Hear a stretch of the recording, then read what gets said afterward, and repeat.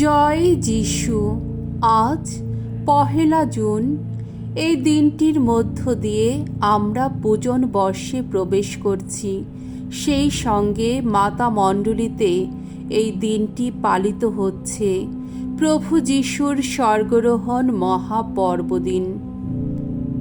প্রথম পাঠ শিষ্যচরিত, 1 অধ্যায় 1 থেকে 11 পদ। শিষ্যদের কাছে শেষ নির্দেশ দেবার পর প্রভু যিশু স্বর্গে উন্নীত হলেন। প্রিয় থিওফিল, আমার প্রথম গ্রন্থে আমি লিখেছিলাম যিশুর সমস্ত কাজকর্ম ও উপদেশ সম্বন্ধে, আরম্ভ থেকে সেই দিনটি পর্যন্ত যেদিন তিনি পবিত্র আত্মার প্রেরণায় প্রবুদ্ধ হয়ে তার মনোনীত প্রেরিত দূতদের নানা নির্দেশ দেওয়ার পর শেষে ঊর্ধ্বলোকে উন্নীত হয়েছিলেন। তার যন্ত্রণাময় মৃত্যুর পরে প্রেরিত দূতদের দেখা দিয়ে তিনি যে জীবিত আছেন তার অনেক প্রমাণ তাদের সামনে তুলে ধরেছিলেন। 40 দিন ধরে তিনি বারবার তাদের দেখা দিয়েছিলেন আর ঐশ্বর রাজ্য সম্বন্ধে নানা কথা বলেছিলেন।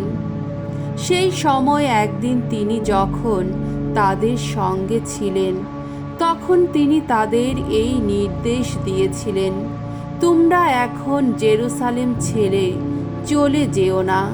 পিতার যে প্রতিশ্রুতির কথা তোমরা আমার কাছে শুনেছ, সেই প্রতিশ্রুতি পূর্ণ হওয়ার জন্যে তোমরা অপেক্ষা করো।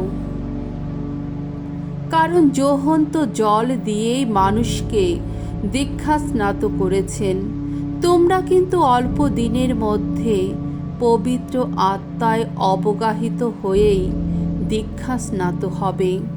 তাই একদিন তারা সকলে যখন এক জায়গায় রয়েছেন, সেই সময় প্রেরিত দূতেরা যিশুকে জিজ্ঞেস করলেন, প্রভু, এখনই কি আপনি ইসরায়েল জাতির জন্যে আবার রাজ্য প্রতিষ্ঠা করবেন?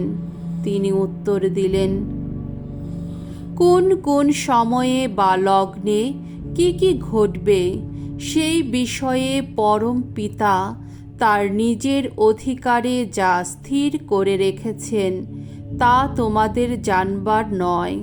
তবে পবিত্র আত্মা তোমাদের ওপর নেমে এলে তোমরা কিন্তু শক্তি লাভ করবে। তখন জেরুসালেমে, সমগ্র জুদেয়ায় ও সামারিয়ায় এবং পৃথিবীর শেষ প্রান্ত পর্যন্ত তোমরা আমার সাক্ষী হবে।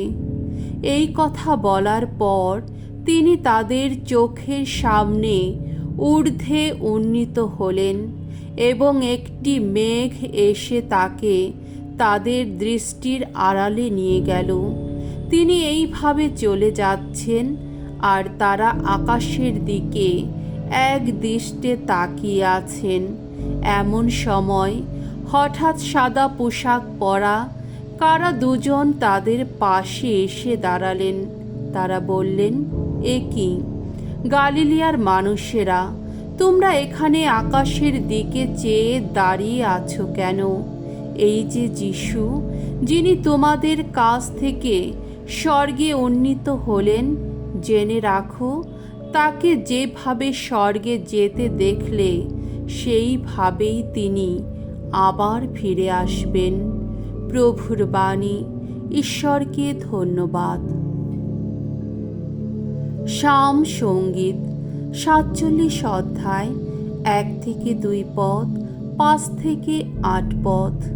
ধুয়ো, দেখো ঊর্ধ্বলোকে চলেছেন প্রভু, চতুর্দিকে বিপুল জয়ধ্বনি। সর্বজাতি করতালি দাও, আনন্দের করতানে ঈশ্বরের জয়ধ্বনি করো।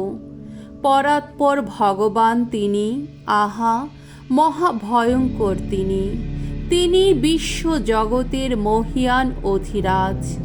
চতুর্দিকে জয়ধ্বনি, ওই ঊর্ধ্বে চলেছেন স্বয়ং ঈশ্বর। চতুর্দিকে তুর্যধ্বনি, আহা, ঊর্ধ্বে চলেছেন স্বয়ং ভগবান। স্তব গান করো, ঈশ্বরের উদ্দেশ্যে স্তব গান করো। স্তব গান করো, আমাদের রাজার উদ্দেশ্যে স্তব গান করো। বিশ্ব জগতের অধিরাজ স্বয়ং ঈশ্বর। আহা, শ্রোত্র গেয়ে সে কথা সকলকে জানাও। ঈশ্বর সমস্ত জাতির ওপর রাজত্ব করেন।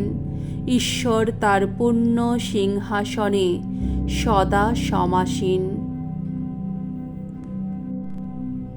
হিব্রুদের কাছে ধর্মপত্র হতে আজকের দ্বিতীয় বাণী, 9 অধ্যায় 24 থেকে 28 পদ, 10 অধ্যায় 19 থেকে 23 পদ। তিনি স্বর্গধামেই প্রবেশ করেছেন। খ্রিস্ট মানুষের হাতে তৈরি কোনো পুণ্যস্থানে প্রবেশ করেননি। তেমন স্থান সত্যিকার পুণ্যস্থানের প্রতিরূপ মাত্র। আসলে তিনি স্বর্গধামেই প্রবেশ করেছেন, যাতে এখন তিনি আমাদের হয়ে ঈশ্বরের সামনে দাঁড়াতে পারেন।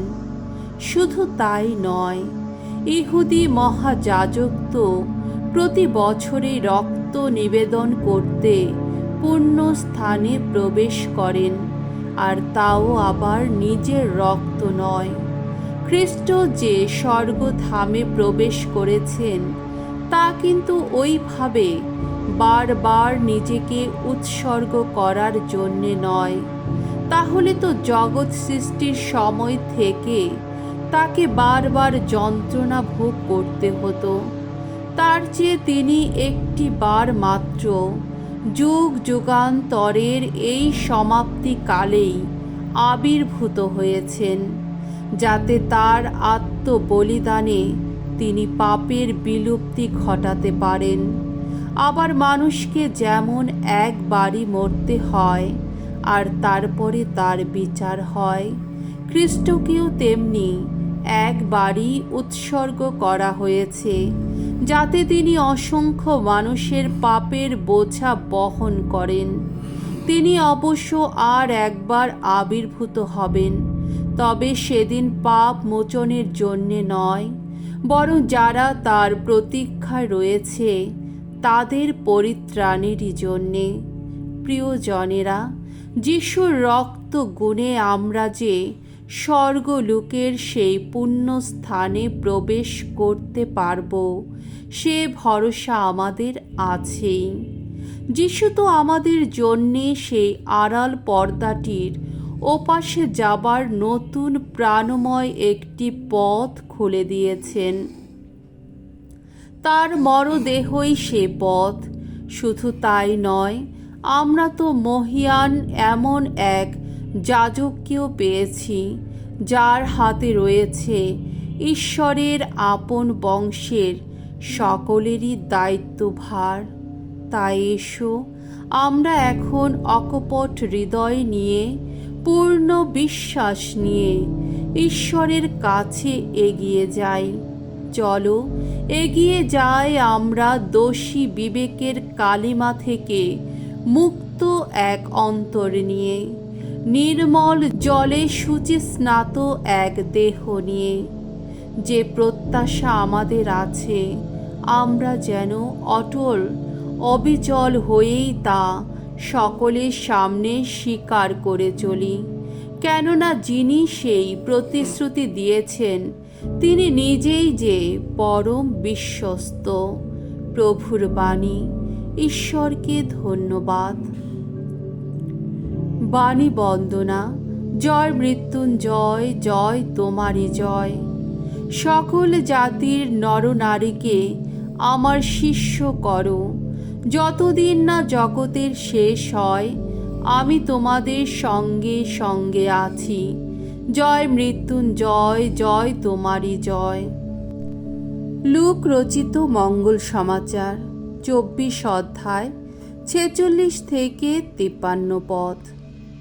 পুনরুত্থিত যিশুর শেষ বাণী, তার স্বর্গারোহণ। প্রভু যিশু তার পুনরুত্থানের পরে শিষ্যদের একদিন দেখা দিয়ে বললেন, শাস্ত্রে এ কথা লেখাই রয়েছে যে খ্রিস্ট যন্ত্রণা ভোগ করবেন আর তৃতীয় দিনে মৃতদের মধ্য থেকে পুনরুত্থান করবেন এবং জেরুসালেম থেকে শুরু করে সকল জাতির মানুষদের কাছে তারই নামে এই বাণী প্রচার করা হবে যে পাপের ক্ষমা লাভ করার জন্যে মন ফেরানো দরকার। তোমরাই এই সব কিছুর সাক্ষী রইলে। শুনো, আমি এবার তোমাদের ওপর নামিয়ে আনব পিতার সেই প্রতিশ্রুত দান, ঊর্ধ্বলোক থেকে নেমে আসা শক্তিতে তোমরা যতক্ষণ না আচ্ছাদিত হও ততক্ষণ তোমরা কিন্তু এই শহরেই অপেক্ষায় থেকো। পরে তিনি তাদের নিয়ে গেলেন বেথানিয়ার কাছাকাছি একটি জায়গা পর্যন্ত। সেখানে গিয়ে 2 হাত তুলে তিনি তাদের আশীর্বাদ করলেন। এইভাবে আশীর্বাদ করতে করতেই তিনি তাদের ছেড়ে চলে গেলেন। স্বর্গে উন্নীত হলেন তিনি। তারা তখন প্রণত হয়ে তার আরাধনা করলেন। তারপর মহা আনন্দে জেরুসালেমে ফিরে এলেন। সেখানে সব সময় মন্দির থেকে তারা ঈশ্বরকে স্তুতি ধন্যবাদ জানাতে লাগলেন। প্রভুর মঙ্গলময় বাণী। খ্রিস্ট প্রভু তোমার প্রশংসা হোক।